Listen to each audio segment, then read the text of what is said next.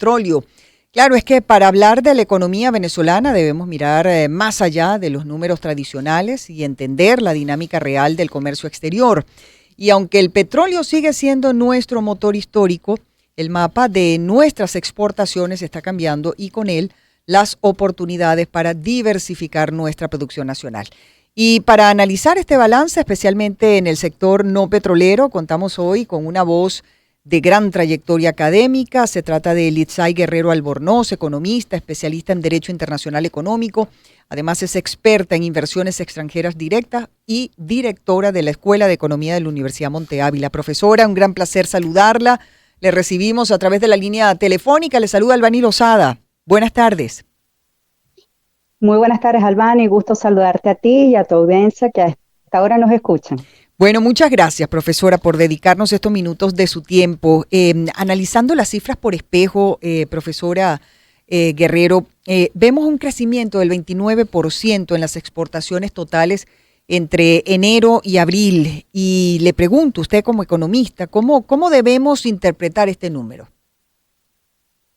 Seguro, Albany. Bueno, fíjate, sí, efectivamente, de acuerdo a las cifras que tenemos por espejo de los socios comerciales de Venezuela, ha habido una tendencia que se ha mantenido en este primer cuatrimestre del año positiva y que por supuesto ha estado mayoritariamente apalancada por las exportaciones petroleras, ¿no? Tengamos en cuenta que en promedio las exportaciones petroleras representan por encima del 80-85% del total de las exportaciones.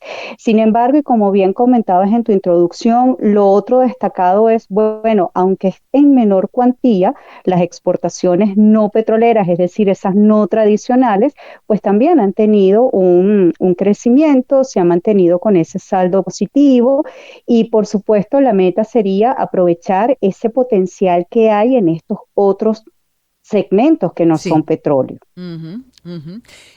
Bueno, de hecho, estimaciones que muestran un potencial de aprovechamiento del 77% en café, 68% en camarones, 66% en cacao y 47% en ron. Uno se pregunta, profesora, ¿por qué si tenemos el producto y la demanda, la brecha para alcanzar ese potencial sigue siendo tan amplia?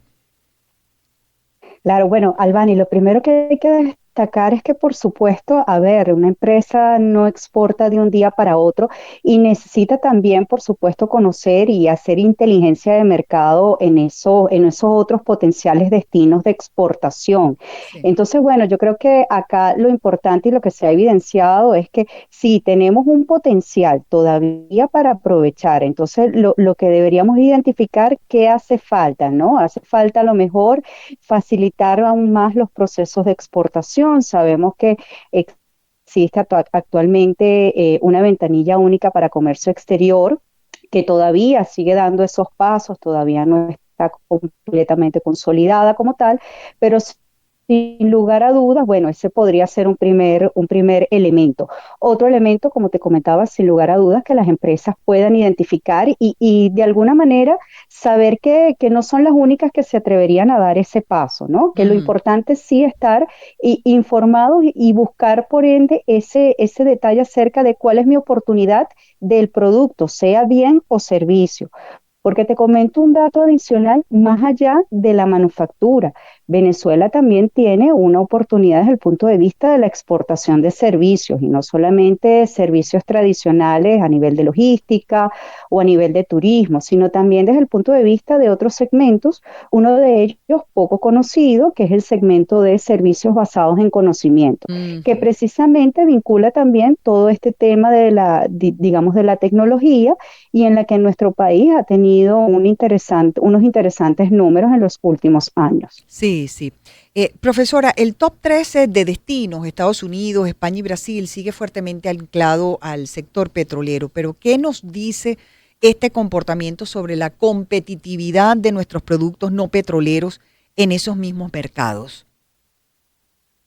Sin lugar a dudas, Albany, que hace falta, bueno, un interesante trabajo de mirar, ¿no? Porque en muchos casos la competitividad no es solamente precio, sino que también las empresas pueden diferenciar a través de esas cualidades que destacan y precisamente les permiten diferenciar sus productos. Entonces, esos son aspectos importantes y no solamente de cara a la colocación de productos no tradicionales en mercados, no solamente de Estados Unidos, también en el resto de nuestra región, en donde de acuerdo a investigaciones de organismos multilaterales hace falta precisamente reforzar ese comercio intrarregional y que también se puedan fortalecer las cadenas de valor Sí. regionales, en donde no estamos hablando solo del producto terminado, sino también de cómo con ciertos componentes de varios países de nuestra región pueden finalmente pues obtenerse un producto final con ese valor agregado regional.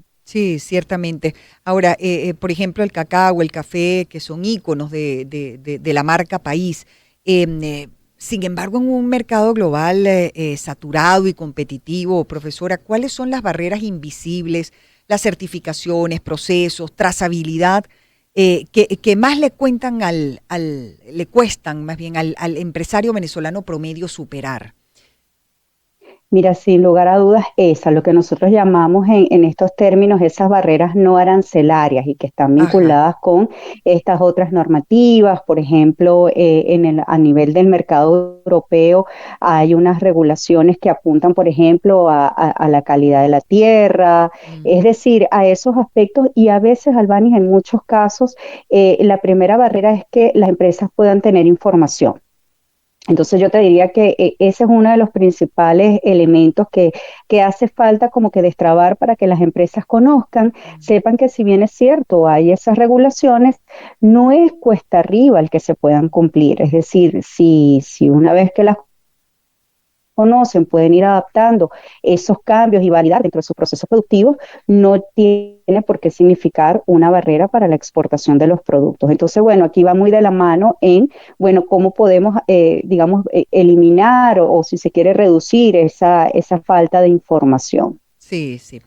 Desde su visión como experta en inversiones extranjeras directas, profesora, ¿qué estamos haciendo bien y qué estamos haciendo mal a la hora de atraer el capital que se necesita para tecnificar estos sectores productivos?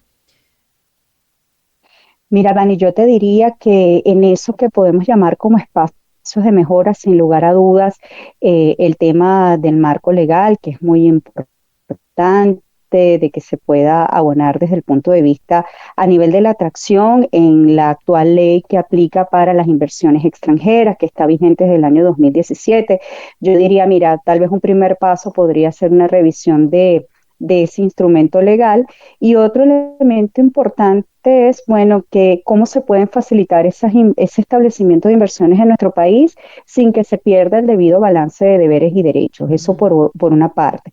Y lo otro, sin lugar a dudas, mira, nuestro país tiene un grandísimo potencial, lo he comentado en algunos escenarios, en datos de estudios acerca del potencial de atracción. Venezuela tiene un muy buen posicionamiento, pero hace falta mejorar para que esa atracción sin lugar a dudas se concrete. Entonces, bueno, ahí volvemos al punto, es necesario no solamente un tema de seguridad jurídica que va con todo un marco legal que esté consono y con las nuevas tendencias, sino también cómo se puede dar mejoras para que se pueda facilitar el establecimiento de las inversiones. Siempre coloco este ejemplo, un país tan pequeñito como Bután, tú logras registrar una empresa de manera digital y con un debido cumplimiento en un minuto, Sí, sí, todo sí. utilizando todo un procedimiento legal. Entonces, Ujú. yo creo que podemos mirar las experiencias exitosas y sobre ello poder, bueno, hilar bien y por supuesto que esto vaya de la mano con una política pública desde el punto de vista de inversiones y que vaya de la mano también con ese objetivo que digamos son como hermanas morochas, la política desde el punto de vista de promoción de inversiones y también de promoción de exportaciones. Bien, para el ciudadano que nos está escuchando hasta ahora, profesora, y que quizás tiene una pyme o un emprendimiento agrícola, ¿cuál es el consejo técnico más valioso que usted le daría hoy para empezar a mirar hacia afuera? Para una pequeña y mediana agrícola, ¿verdad? Que Ujú, fue que sí, te entendí. sí, sí, sí, una pyme, sí. Sí, mira, sin lugar a dudas es primero identificarse a través de su capacidad productiva. Bueno, si queremos llevar nuestro producto hacia dónde lo queremos llevar, cuál es esa oportunidad, hay que indagar acerca de cuáles son las posibilidades en ese mercado, si Venezuela tiene algún acuerdo comercial suscrito y vigente con ese mercado que de alguna manera también pueda representar una oportunidad para ese producto que queremos llevar. Por supuesto, saber que en ese mercado hay un conjunto de regulaciones que con toda seguridad ese producto pues también va a tener que cumplir y no sentir eso de nuevo como una barrera, sino saber que eso existe y cómo nos preparamos para que nuestro producto de muy buena calidad pues pueda llegar a ese mercado con ese debido cumplimiento. Y por supuesto tener muy en cuenta que esto lleva todo un proceso logístico, entonces bueno, conocer y saber de qué manera se pueden acompañar para que ese proceso vaya de la manera más exitosa desde el punto 1 hasta el punto 10, si son esos 10 pasos que hay que cubrir para llegar a ese mercado.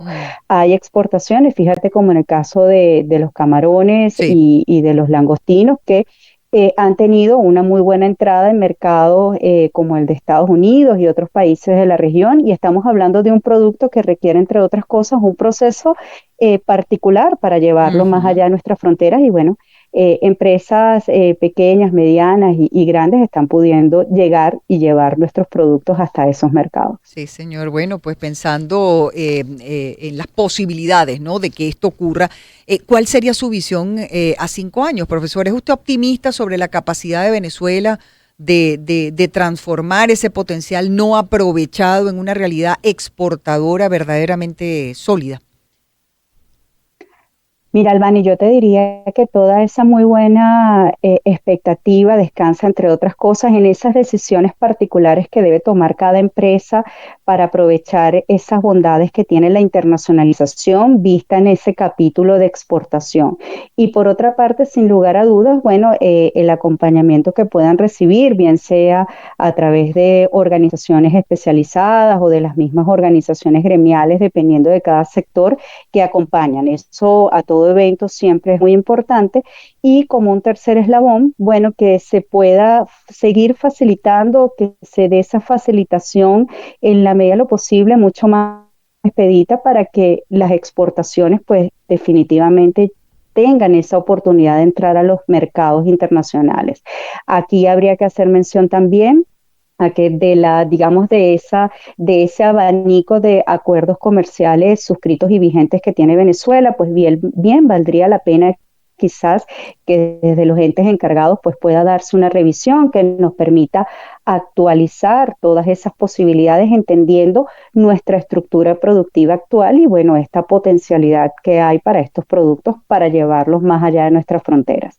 Porque, Albani, la mayoría de nuestros acuerdos comerciales ya están un poquito de vieja generación. Sí, sí, sí, sí. Entonces, bueno, entendiendo también la realidad que tenemos hoy en día, no solo en nuestro país, sino a nivel global, pues bien valdría la pena hacer como esa actualización. Sí, es así, es así. Le agradecemos mucho, profesora. La profesora Litzai Guerrero Albornoz es economista, especialista en Derecho Internacional Económico, experta en inversiones extranjeras directas, directora y profesora de la especialización de Derecho de Economía y de la Escuela de Economía de la Universidad Monte Ávila. Y usted acaba de escucharla aquí en Agenda Éxitos. Gracias a la profesora Guerrero, son las 5:02. Vamos a la pausa y regresamos en breve con más de Agenda Éxitos. A continuación.